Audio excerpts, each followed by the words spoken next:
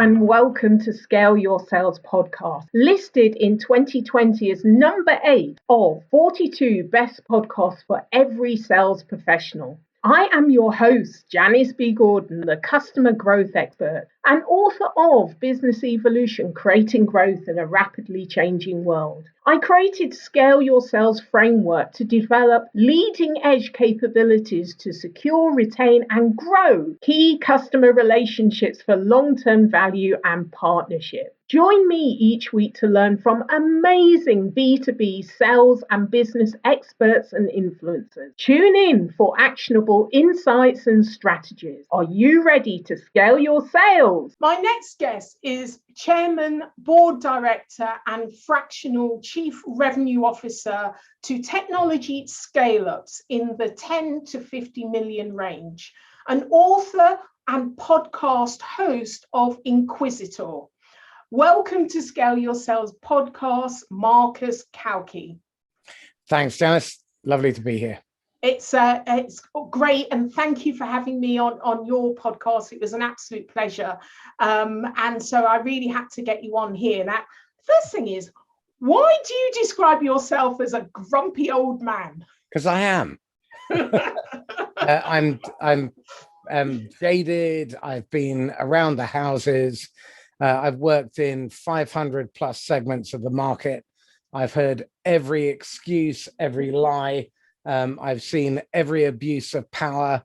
I've seen salespeople ruin perfectly good relationships because of lack of support, terrible culture, and I'm fuming. Back in 2020, 2 reports came out, one from Gartner and one from LinkedIn, that said 33% of buyers want a 100% seller-free buying experience, and that was from Gartner. And the LinkedIn review said that 67% of people surveyed said they consider sales and salespeople to be morally bankrupt. To my mind, sales is a noble profession when done well, and every customer deserves to feel safe whenever they're dealing with a salesperson. The problem is that filtering down from the culture and the values and motivations of the investors through to the board, through to the executive team, through to management, and then out through salespeople to the customer has become a forgotten, inconvenient afterthought at the end of a long chain of abuse and selfish self-interest. And I'm on a mission to fix that. So that's why I'm grumpy.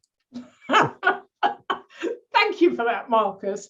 Now let's investigate that a little bit further. Because of the way organizations are set up with investors and, as you say, filtering down, what would be the answer in order to make sure that customers are at the center? Because both of us agree that that's the absolute. But how does that happen given the structure of businesses now? Right. Well, this is a huge question. And I'm going to quote a friend of mine, Bernard Hornung, who said, the conduct and behavior of the money behind you will permeate into the business. So the starting point of this is that if investors are fixated on new logo acquisition and revenue growth so that they can fiddle the valuation of their business to drive the exit, then the customer is not at the heart of everything you do. So I believe you have to address it from 2 ends. One, you have to refocus investors on investing in companies because they want them to succeed. And they know that if buyers are safe and treated well, and everything you do is put in place in order to serve the customer's outcomes and help them to succeed, then by the very nature of that, they will keep buying from you, they will pay you premium, they will be loyal, and your people will not have to feel grubby when going out and selling to them. And so you have this cascade.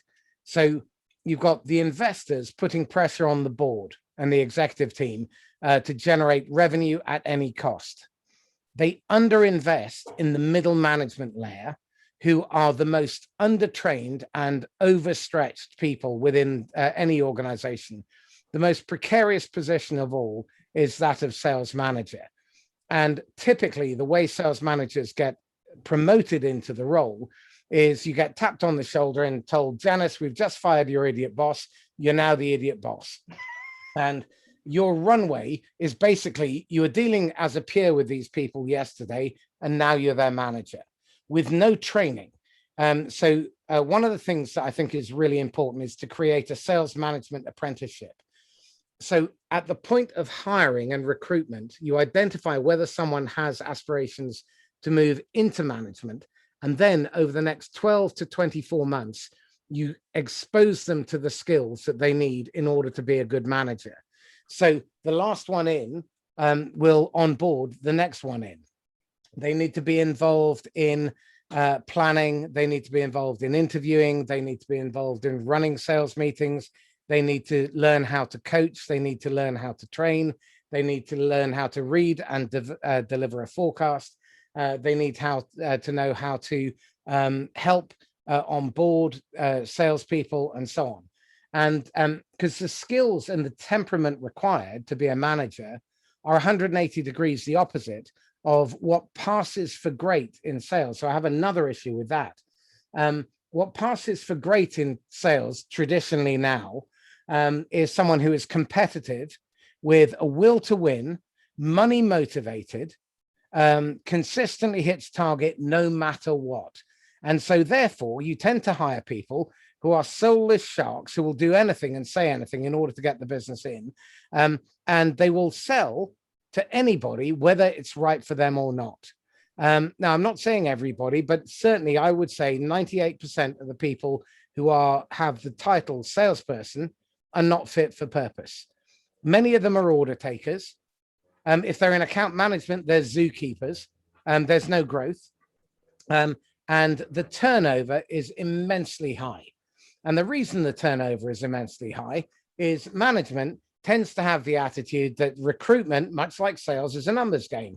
You hire 10 in the hope that 3 survive a year and 1 survives 2 years. So you've got this revolving door in sales.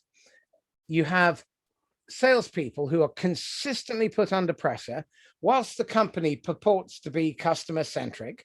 That goes out the window when the end of the quarter approaches. And then they get told by the leadership team, telling the management team, telling the salespeople, get it in at any cost.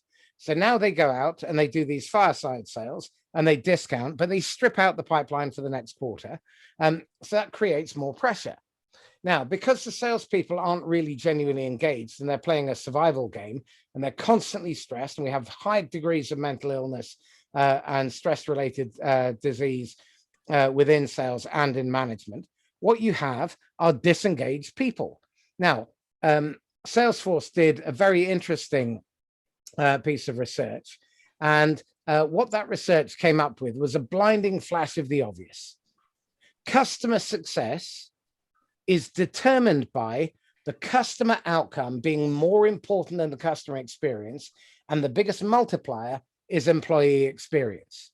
Now, if employees are not fully engaged, then chances are you'll have unhappy, dissatisfied, missold customers, and then you have a churn problem. If you have a churn problem that runs at 15%, every 3 years, you've lost 49% of your customers, which now creates more pressure at the front end. So now you have to fill the pipeline, and none of them know how to prospect well. So what they do is they play a numbers game, and the numbers game is do more dials. That's just doubling down on idiocy. Working harder and dumber is not good business. So one of the things that I would urge everybody to do is take a blank legal pad with a pen, not a computer, but an actual pen, and 45 minutes at least a week, and one question and no interruptions, no phone, no email, no computers, nothing. And you take the gnarliest, most difficult problem and you work on answering that question. And the great thing is it tends to spew out more questions. There isn't enough reflection. So salespeople generally do next to no reflection. They get next to no coaching. 87% of managers surveyed thought that they were coaching their people. Only 17% of those salespeople who the managers thought they were coaching believed they were being coached. And coaching is the superpower. And the problem is that most managers don't know how to do it. And then they say, I don't have time to coach. Of course you don't. You're not coaching. That's why you don't have time for it. So clearly the system is broken. We know that the system is broken. And you can come at it from different angles. The Association of Professional Sales is now linked up with Cranfield School of Management, and they have a sales leadership program that they're beginning to roll out. Cranfield School of Management have trained sales leaders for many years, so that's a really good connection, and it'll be great to see how that all pans out. So, there is a recognition that sales leaders need support and training. So hopefully that bit of your argument will kind of get seen to. The quota system, the quota system is flawed, of course, and there's arguments on both sides. What would take its place in order to ensure that the salesperson doesn't work towards this kind of fire sale? This is really radical, and it's hard work, and it requires a lot of thought. And that's why most organizations won't do it. My generation, frankly, forget it. Beyond the pale, utterly unfixable. I think what we have to do is we need to focus on the 26 to 46-year-olds who have a growth mindset and think in terms of infinite gameplay. So let me define what that is. A finite game player plays to win or not to lose, and is trying to, the game comes to an end, and they're trying to take an increasingly large slice out of a shrinking pie. An infinite game player has the mentality that their job is to keep the game going and grow the pie, so there's always more. Now, what does this mean? Well, it comes back to start with the customer. Your typical quota system and compensation system, it rewards new logo wins and the initial transaction. And if you look at it, most salespeople do not get compensated beyond the first year. And so they have no incentive to sell through. My suggestion is this: you pay a tiny bit for the initial win. When the customer adopts to 90%, they get paid a decent chunk of change for that. When consumption, particularly for things like cloud or data or whatever, reaches a certain level, they get paid a lot for that. But the big payout, and this is a payout to the entire team who helped the customer succeed and achieve their outcome, is when the customer can report back and says, we achieved the outcome we intended from making this purchase or investment. And then you pay them on renewals, a little for the first renewal, a bigger bit for the second renewal, and a great big chunk of change for the third renewal. Now, this will have a knock-on effect, because it's all about making sure that the customer is always engaging with salespeople who are timely, contextually relevant, and always delivering value. Salespeople need to be asking questions like, what are the jobs that they're trying to achieve or get done? What progress are they making without help? What help do they need? What are their struggling moments? Can we help? If we can, are we the best place to help? And if not, should we refer them to someone else, even our closest competitor, because we put the customer and their outcome before our commission check? And then what we have to do is make sure that at the end of that process, the customer holds us to account and we hold them to account. So we're creating these conditions of buyer safety through mutual accountability. But accountability itself is a wishy-washy word. And part of the problem there is most people don't really understand what accountability is. You've got to be very specific. So what are you responsible for? What do you say? And do you do what you say you will do in the way that you will do it? So are you reliable? And are you effective? So you have to have clear, specific, and unambiguous mutual agreement. And are you getting the result that you intended? And do you own the result? And part of the problem here is that most individuals and most organizations try and shirk ownership. And this requires you to be incredibly vulnerable, to be rigorously authentic. And it takes courage to do that. So you can't fix one part without understanding that this is a system. It's not a linear pathway. There are all these different moving parts. And if you don't address all of them and work backwards from the outcome, which is ultimately the customer's success, then chances are it'll go awry. It's interesting what you say. I wonder what your feeling is. If nothing changes, what is the sales industry going to look like in terms of the relationship with their customer 5-10 years from now? This is really interesting. I was interviewing Tony Hughes only yesterday, and I think he's wildly optimistic. Personally, he thinks about 30% of sales jobs will disappear in 10 years. In all honesty, having seen the technology that's available and also having seen some case studies, order takers, zookeepers are going to be replaced by the likes of Siri and Alexa. There are live websites being built at the moment, and I can't remember what the Google thing was called, where it made the live cold calls and no one even knew. So that stuff is going to replace what passes for average. Where great salespeople are going to be necessary is where it requires the understanding of the human relationships, and where you're going. So my view is that probably 50-60% of sales jobs will disappear. And I'll give you a really apocryphal example of this.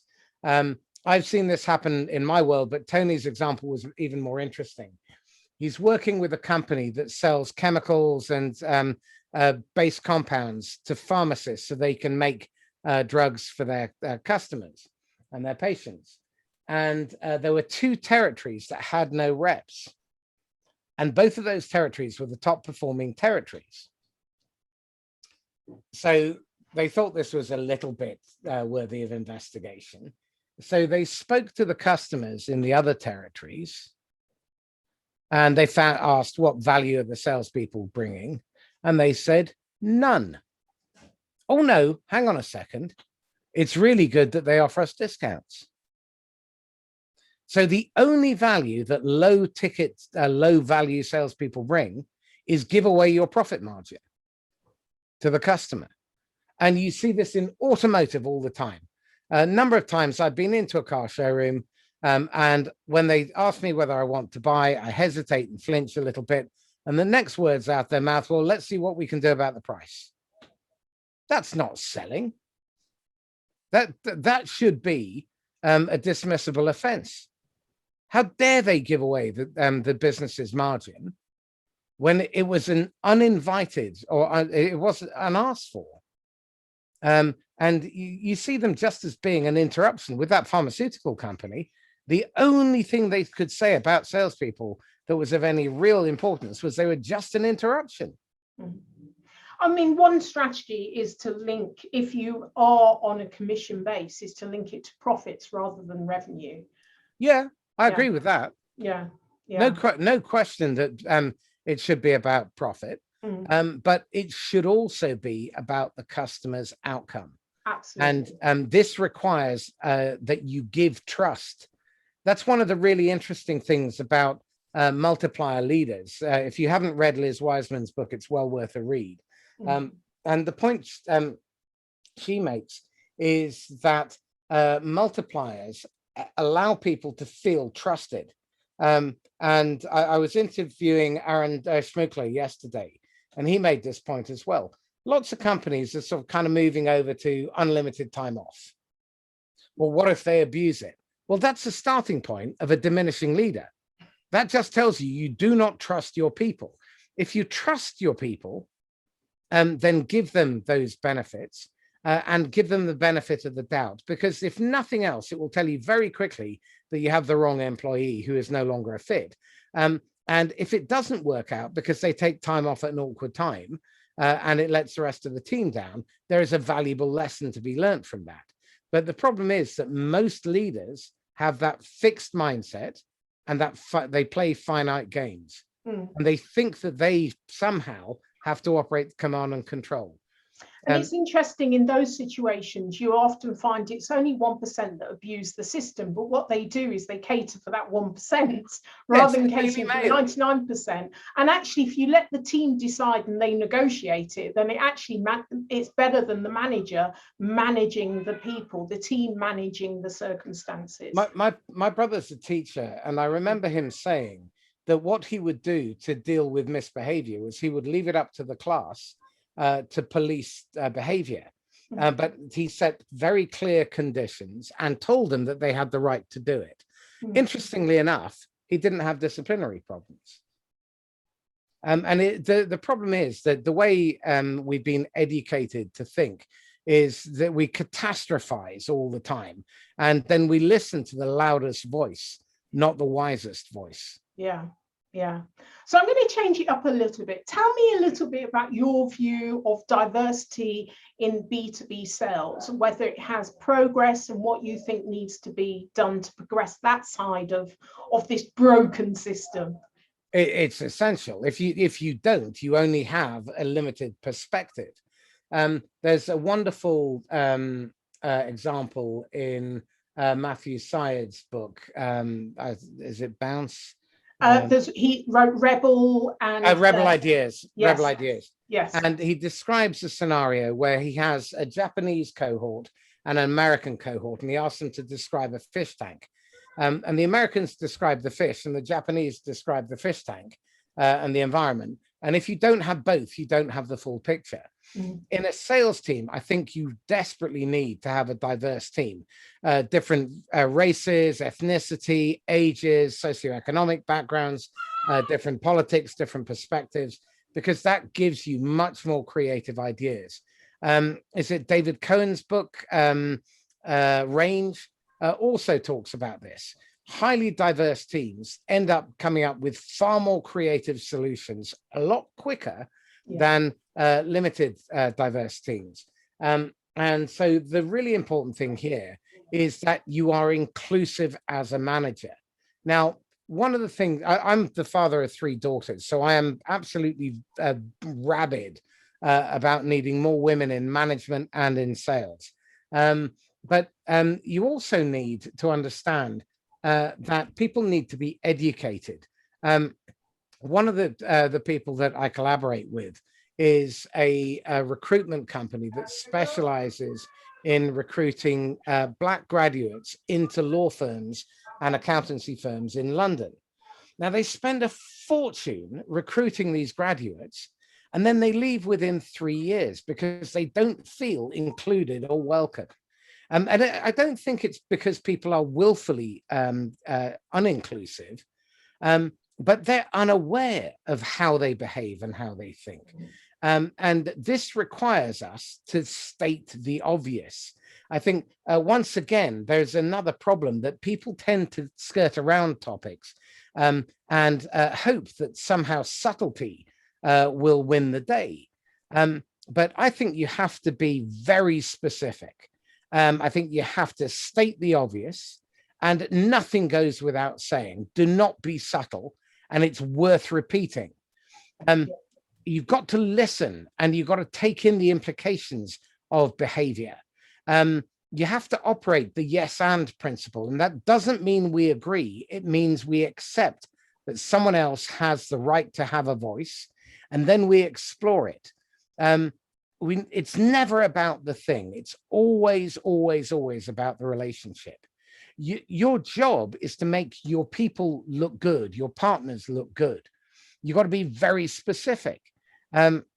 And I think you've got to make sure that you're aligning interests. You've got to subordinate your ego. And you have to enable people to get the best out of themselves. And that's what diverse teams do. I love working in diverse teams. If they're all fat, white, middle-aged men like me, who've largely lived a privileged life with a silver spoon in their mouth, then the perspective is dull and lacking. I actively go out and court people who I don't understand. A large chunk of the people that I mentor now, they speak a completely different language. But they've got good fat brains. The young brains are full of white matter, not like the old drunken atrophied gray matter that's all leathery in my head. I love it. I love it. Well, I always love talking to you because it's never dull. But how can listeners get hold of you? You can email me, marcus@laughs-last.com. I'm on Twitter as _inquisitor.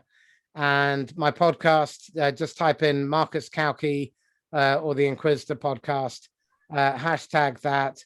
And I'm on LinkedIn all over it like a rash. Yeah, well, I'll put all of your links in the show notes. Thank you for sharing so much of your experience and knowledge. So thank you for being a guest on Scale Your Sales podcast, Marcus. Thank you so much for having me, Janice. It's been a pleasure. Thank you for joining me on this episode of Scale Your Sales. Feel free to connect with me on LinkedIn or Twitter, Janice B Gordon, to comment and share. I'd love it if you would leave a review on ratethispodcast.com/scaleyoursales. Please subscribe for more weekly expert insights to scale your sales.